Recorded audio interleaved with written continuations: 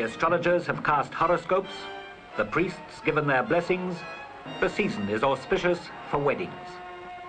Through a village street, down a mountainside, come the marriage parties, and today a princess of the blood royal is also being married. The preparations have taken 3 months. The actual ceremony lasts for 3 days. They act out in symbolic terms the promises and duties of marriage as laid down untold centuries ago.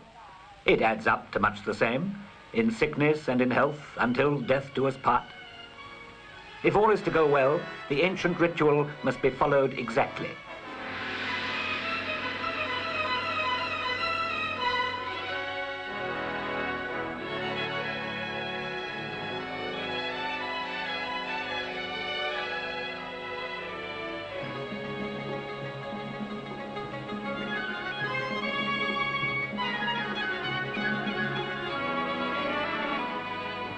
The king graces the ceremony with his presence.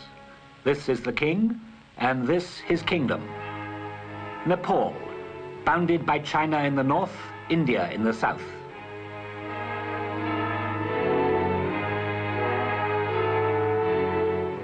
Nepal, a non-aligned neutral, determined to be friends with all the world. Grateful to China for this fine road which leads from Chinese-occupied Tibet to the Nepalese capital, Kathmandu, pointing towards India. Grateful to India for a fine road from the Indian border to Kathmandu, pointing towards China. Roads that have helped open up a country that less than 20 years ago was practically inaccessible.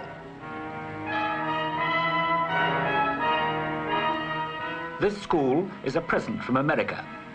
The USA, the USSR, India, China, many other nations, including Britain, have aided Nepalese development. The British owe much to the Gurkhas. Generations of these gallant fighting men have helped fight Britain's battles.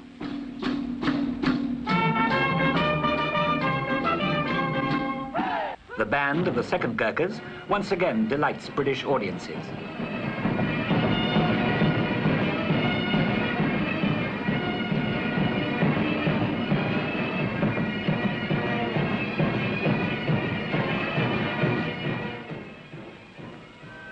The Gurkha soldiers come from Nepal, of course, but are only a minority in the population, over 90% of whom earn their living from the land. A land of 1,001 villages, some of them primitive.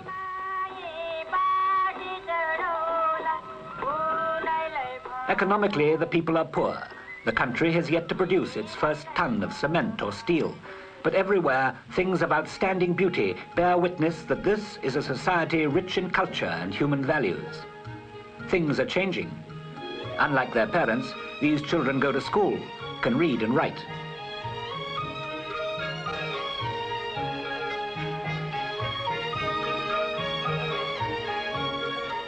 Kathmandu, one of the most magnificently adorned cities in the world, holy to Hindus and Buddhists. A thriving center for many long centuries, but only open to the outside world since 1951, when the present king's father overthrew a regime which had kept Nepal utterly isolated.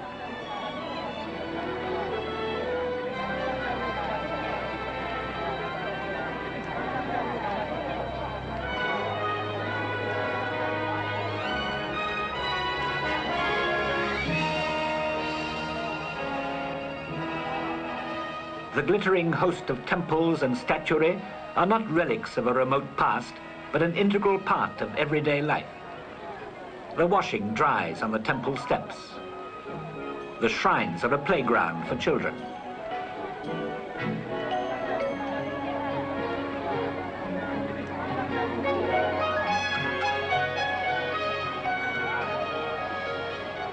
A live goat lies down serenely with a stone elephant. The religious beliefs of the Nepalese defy analysis and are unique to the country. The Buddha was born in Nepal at Lumbini, son of a high-caste Hindu family, and Buddhism and Hinduism have become inextricably mixed. In the courtyard of a Buddhist temple, you may quite likely find a Hindu shrine. Animals wander freely, enjoy a loving protection.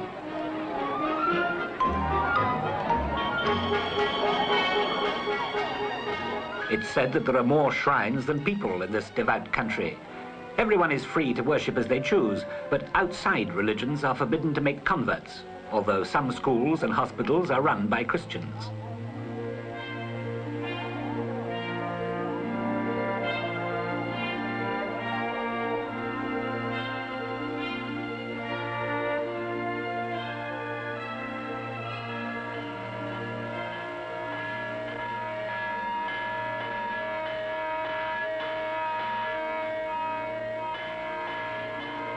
In this house, guarded by stone lions and faithful servants, lives the living goddess.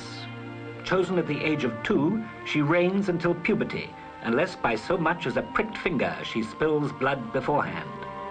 She must not be photographed.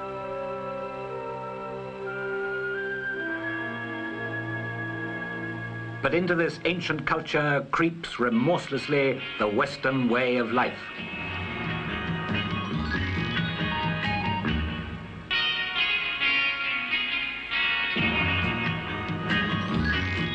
The old-time traveller did when in Rome as the Romans did. Today's tourist will only spend his money in a home from home. So up go the air-conditioned hotels in that might-be-anywhere style of architecture, and into them go the manifold glories of Western civilization.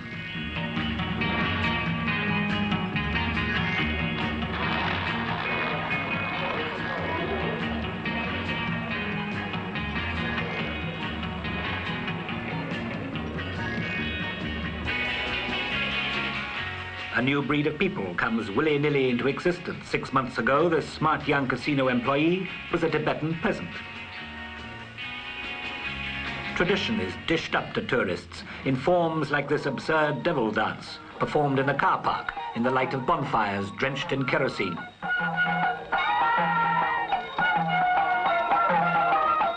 Which is not to say that genuine thrills and experiences cannot be found. An enormous tract of jungle in the Terai has been set aside as a game reserve. From their jungle hotel, all mud cons, the intrepid travellers set out on elephant back for a snap-happy safari. Tiger, rhino, crocodile, all manner of game abounds. It's more dangerous than it looks. More than once a charging rhino has brought down a jumbo load of tourists, but without as yet fatal consequences.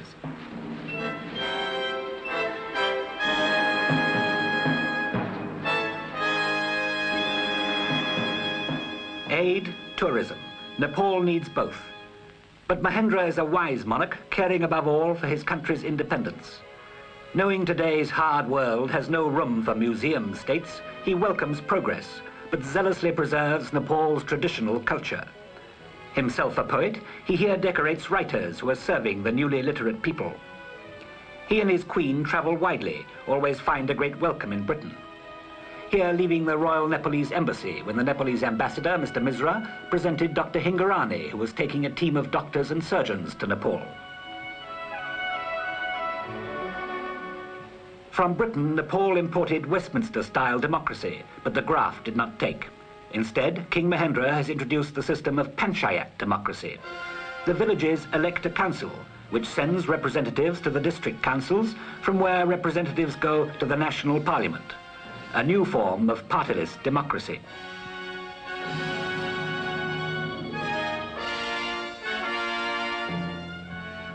The leader of the Ban Nepali Congress Party recently offered unconditional support of his party to the new panchayat system.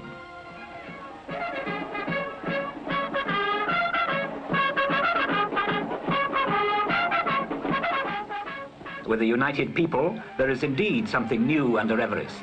As, with a rising standard of living, Nepal ventures belatedly into the 20th century.